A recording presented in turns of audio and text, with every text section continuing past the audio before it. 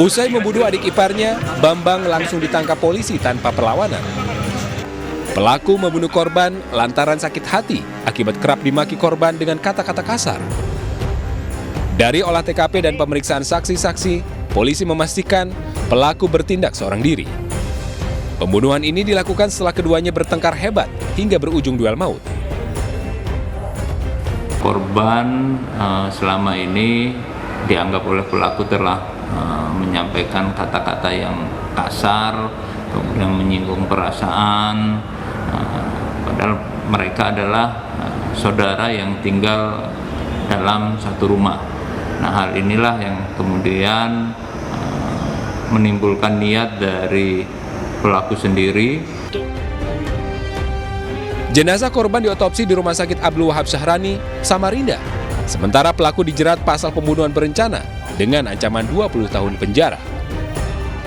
Dari Samarinda, Kalimantan Timur, Mas Kardiansyah, Anyus melaporkan. Pemirsa, sidang perdana kasus tabrak lari yang menewaskan 2 remaja di Jalan Raya Nagrek, Kabupaten Bandung, Jawa Barat, hari ini digelar di Pengadilan Militer dengan menghadirkan terdakwa Kolonel Infantri Priyanto. Sidang beragendakan pembacaan dakwaan dari auditor militer. Sidang perdana ini digelar di ruang sidang utama Pengadilan Militer Tinggi 2 Jakarta. Sidang ini beragendakan pembacaan dakwaan dari auditor militer atau jaksa penuntut umum dalam peradilan militer.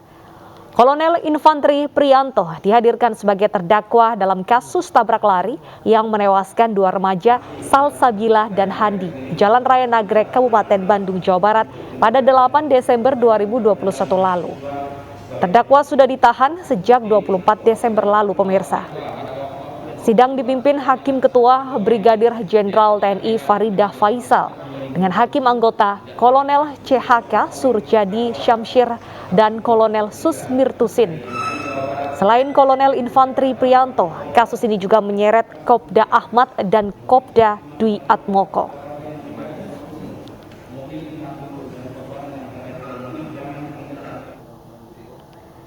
Kita akan pantau bagaimana jalannya sidang pada hari ini bersama rekan Yasmin Atania di Pengadilan Militer Tinggi 2 Jakarta. Selamat siang, Yasmin. Apa isi dakwaan auditor militer terhadap Kolonel Infantri Priyanto? Ya, selamat siang Dita dan juga pemirsa. Hingga saat ini terkait pembacaan dakwaan ini masih terus berlangsung. Namun tadi ini masih pembacaan terkait kronologis kejadian. Memang seperti yang sudah diberitakan, kejadian terjadi pada tanggal 8 Desember 2021 lalu. Dan pasca terjadinya kecelakaan, para terdakwa yang terdiri dari 3 orang ini membawa korban menuju ke area Jawa Tengah. Dan betul bahwa sidang ini sendiri memang sudah dimulai sejak pukul 10 pagi tadi, di mana terdakwa yakni Kolonel Infantri Priyanto ini dihadirkan secara langsung yang didampingi oleh kuasa hukum, dan selama menjalankan sidang sejauh ini dapat berlangsung dengan tertib.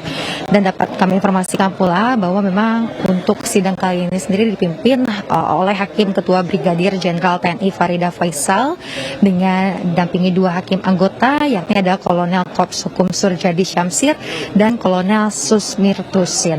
Dan dalam perkara tabrak lari ini memang terdapat 3 terdakwa, namun untuk hari ini digelar sidang perdana terhadap terdakwa Kolonel Infantri Priyanto. Namun untuk terdakwa lainnya, yakni ini adalah Kopda Ahmad dan Kopda Dwi Atmoko, tidak berlangsung di tempat yang sama. Selain karena berbeda berkas perkara, ini juga dikarenakan mekanisme peradilan militer yang terbagi berdasarkan dengan pangkat dari terdakwa. Dan hingga saat ini kami masih menunggu terkait dengan dakwaan lengkap terhadap terdakwa Kolonel Infantri Priyanto ini atas kasus tabrak lari yang menewaskan 2 orang remaja, yakni Salsabila dan juga Handi Saputra di Jalan Raya Nagrek, Kabupaten Bandung, Jawa Barat pada tanggal 8 Desember 2021 lalu. Deta. Baik, terima kasih Yasmin atas laporan Anda. Kami tunggu bagaimana hasil akhir dari sidang hari ini. Pemirsa, kasus tewasnya wanita hamil di Tegal, Jawa Tengah yang jasadnya ditemukan di sawah akhirnya terungkap. Korban dibunuh kekasih karena menolak bertanggung jawab atas kehamilan korban.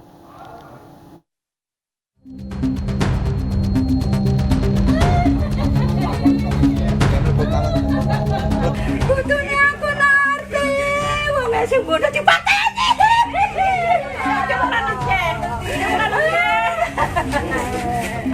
Tanija tidak mampu menahan sedih saat jenazah cucunya Narti Dwiyanti tiba di rumah duka di Desa Sekarang Sembung, Songgong, Brebes, Jawa Tengah. Wanita 19 tahun ini ditemukan tewas dalam kondisi hamil 6 bulan. Berdasarkan fakta kehamilan korban, penyelidikan polisi mengarah kepada kekasihnya Aji Setiawan. Warga Desa Bedug, Pangkah, Kabupaten Tegal ini membunuh kekasih yang sudah 2 tahun dipacarinya lantaran menolak bertanggung jawab. Setelah korban memberitahukan kepada tersangka bahwa dirinya tengah hamil dan tersangka merasa tidak sanggup untuk bertanggung jawab dan membiayai korban, sehingga tersangka nekat untuk menghabisi nyawa korban. Sebelumnya, warga Dukuh Turi Tegal digemparkan dengan penemuan jasad wanita muda tanpa identitas di persawahan. Sebelum penemuan mayat, warga sempat mendengar suara motor dan keributan di lokasi. Dari Tegal, Jawa Tengah, Unibar, iNews melaporkan. Bagaimana hasil penyelidikan terbaru? Sudah bergabung bersama kami AKP Suratman, Kasih Humas Polres Tegal. Selamat siang Pak Suratman. Selamat siang Mbak Desa. Baik, mohon maaf Pak Supratman, apa kabar Bapak? Alhamdulillah sehat ini. Baik, Pak Supratman, apa alasan pelaku tidak mau bertanggung jawab dengan kehamilan kekasihnya? Baik, terima kasih. Untuk alasan dari si tersangka ini tidak mau bertanggung jawab, ini alasan dari tersangka adalah sering membandingkan dengan pria-pria yang sudah mapan, artinya mapan dalam segi materi.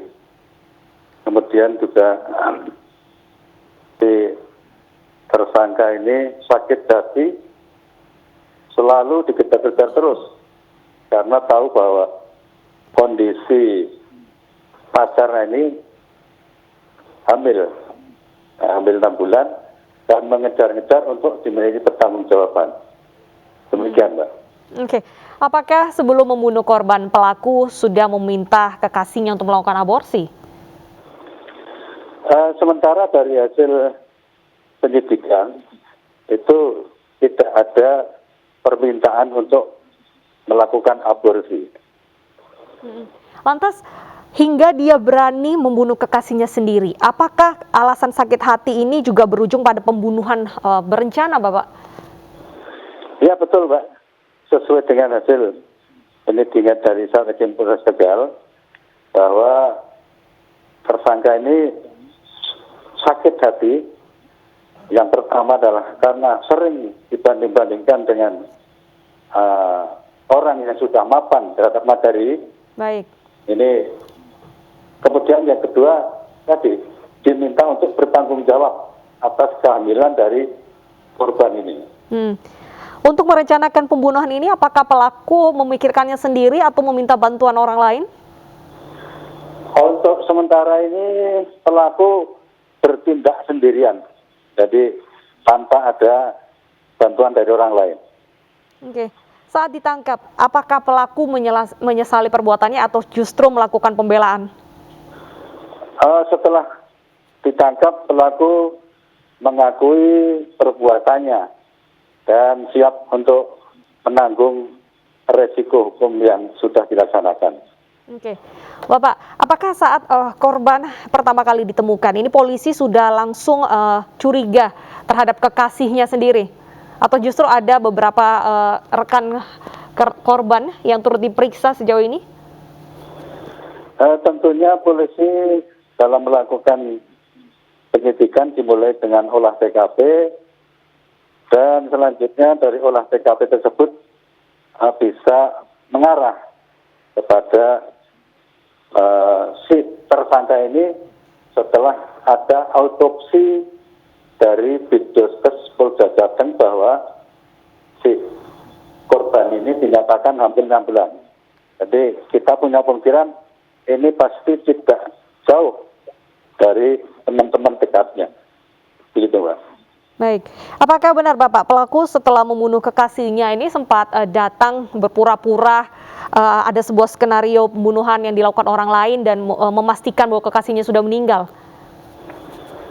Kalau datang ke rumah sakit ya, tapi kalau berpura-pura ini tentu kita akan melakukan pendalaman. Baik. Apa saja barang bukti yang berhasil diamankan polisi dan adakah barang bukti yang dibuang oleh pelaku? Untuk barang bukti yang diamankan, ini ada sepeda motor milik dari tersangka, kemudian pakaian milik korban yang dipakai pada saat itu, dompet berwarna hitam milik korban. Baik. HP dan berwarna putih milik korban. Demikian, Pak. Baik, Bapak, terakhir apa ancaman pidana untuk pelaku? Untuk pasal yang disangkakan, ini ada pasal 340 KUHP, ini penjara seumur hidup selama-lamanya 20 tahun. Baik. Jadi saya ulangi, untuk penjara 20 tahun, kemudian pasal 338 KUHP.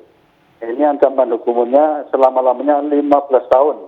Baik. Kemudian juga kita kenakan pasal 80 ayat 3 Undang-Undang RI nomor 35 tahun 2014 Baik. tentang perlindungan anak. Karena si korban Korban ini di bawah umur dalam ya, kondisi Bapak? hamil. Baik.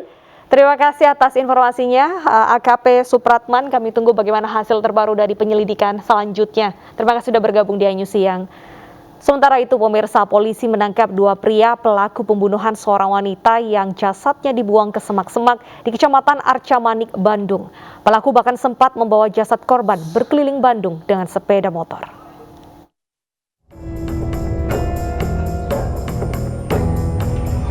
Misteri penemuan jasad wanita di semak-semak di Kelurahan Cisaranten, Kulon, Arca Manik, Bandung, Jawa Barat pada 3 Maret lalu akhirnya terungkap. Identitas jenazah bernama Rizna Aprialandi alias Nanai Berlin. Kapolrestabes Bandung Kombes Aswin Sipayung menyatakan pembunuh Nanai berjumlah 2 orang dan telah ditangkap. Menurut keterangan tersangka, sebelum dibunuh korban sempat terlibat cekcok dengan para pelaku karena tersinggung salah seorang pelaku pun mencekik korban hingga tewas. Sebelum membuang jenazah korban, pelaku sempat membawa mayat Nanai berkeliling Bandung menggunakan sepeda motor. Sebelumnya, warga Kecamatan Arca Manik, Kota Bandung digegerkan dengan penemuan sesosok mayat di pekarangan rumah. Mayat berjenis kelamin perempuan dan hanya memakai 1 sepatu. Awalnya warga menduga jasad hanya tumpukan kain, namun setelah didekati ternyata perempuan sudah tak bernyawa. Diduga korban dibuang pelaku pada tengah malam. Tim Liputan iNews melaporkan. Kita beralih ke informasi lainnya. Bareskrim Polri mulai memburu aset dari Indra Kents di Medan, Sumatera Utara. Kepolisian berjanji melacak setiap aset milik Indra, termasuk aliran dana ke pacar dan keluarga. Medan kah bang? Jelas lah, umur 25 boy. Lu lihat nih foto gua tahun 2015 waktu gua masih dihinain orang, waktu gua masih miskin. Gua berani jamin umur 25 cuman gua satu-satunya di Medan yang punya jam yang harganya 7 miliar. Punya Lamborghini biasa, punya rumah biasa. Jam sekecil ini 7 miliar. Mampu nggak bos?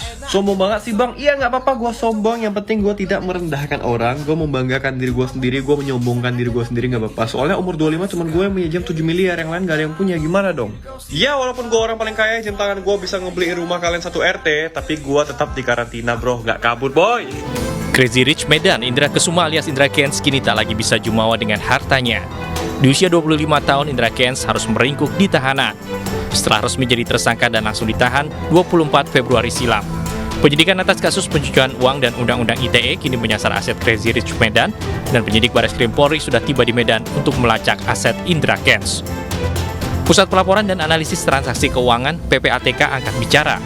Ketua PPATK menilai, kalangan yang kerap dijuluki Crazy Rich patut diduga melakukan tindak pidana pencucian uang dari investasi bodong dengan skema Ponzi. Sementara pakar hukum bisnis Universitas Indonesia, Kukuh Komandoko menilai, setiap afiliator membantu aplikasi ilegal dapat dipidana. Biasanya kalau kita bicara dimiskinkan itu ada kaitannya dengan uang masyarakat atau uang hasil kejahatan, ya, atau uang hasil korupsi. Ya, nah kalau masuk kategori atau salah satu dari situ dan polisi itu punya bukti-bukti yang kuat bahwa tindak pidananya di sini sudah benar-benar terbukti, ya itu bisa saja sebetulnya dilakukan penyitaan, perampasan oleh negara dan dimiskinkan. Artinya dimiskinkan di sini juga harus disikapi bukan terus semua hartanya diambil ya, Bang Latif ya, tetapi adalah harta yang didapat oleh si pelaku dari hasil kejahatan. Kini berbagai aset Indra Kents mulai dari mobil Tesla, Ferrari hingga rumah mewah di Deli Serdang dan Tangerang dalam bidikan kepolisian. Penyitaan baru akan dilakukan setelah mendapat izin Kementerian, Lembaga, dan Pengadilan Negeri setempat. Tak hanya Crazy Rich Medan, hari Selasa selebgram Doni Salmanan akan diperiksa Direktorat Tindak Pidana Cyber Barreskrim Polri. Pemuda tajir ini akan diperiksa terkait dugaan penipuan aplikasi Quotex. Pemuda yang disebut-sebut Sultan Muda Bandung ini dilaporkan terkait kasus penipuan berkedok aplikasi opsi binari dan dugaan pencucian uang. Menurut kepolisian, dalam pemeriksaan nanti Doni Salmanan masih berstatus saksi. Tim Liputan iNews melaporkan. Pemirsa, setelah daging sapi, kali ini telur ayam juga mengalami kenaikan hingga mencapai Rp26.000 per kilogram. Simak informasi selengkapnya usai jeda berikut.